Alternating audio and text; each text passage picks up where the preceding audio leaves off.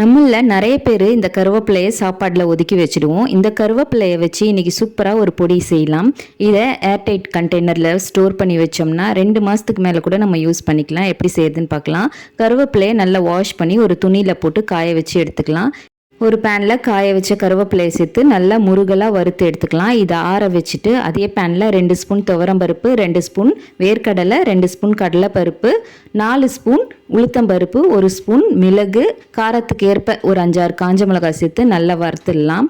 இது கூடவே 2 ஸ்பூன் வெள்ளை எள்ளு, 1 ஸ்பூன் சீரகம் சேர்த்து நல்லா செவந்ததுக்கப்புறமா இது கூட கொஞ்சமாக பெருங்காயம் சேர்த்து கலந்து விட்டு இறக்கிடலாம். இன்னொரு பேனில் கொஞ்சமாக எண்ணெய் விட்டு 5-6 பல்லு பூண்டு தட்டி போட்டு நல்லா ப்ரௌன் ஆனதுக்கப்புறமா இறக்கிடலாம். இப்போ இது எல்லாத்தையும் ஒரு மிக்சர் ஜாரில் சேர்த்துட்டு தேவையான அளவு உப்பு, வறுத்த கருவேப்பிலையும் சேர்த்து நல்லா பவுடர் பண்ணி எடுத்துக்கலாம். நல்ல ஒரு ஏர்டைட் கண்டெய்னரில் ஸ்டோர் பண்ணி வச்சிடலாம். நல்லா சுட சுட சாதத்தோட இந்த பொடியை 2 ஸ்பூன் போட்டு இதுக்கு மேலே நல்லெண்ணெய் அப்படி இல்லைனா நெய் விட்டு நல்லா பிசைஞ்சு சாப்பிட்டோம்னா அவ்வளோ டேஸ்ட்டாக இருக்கும். ரொம்ப ஹெல்த்தியாகவும் இருக்கும்.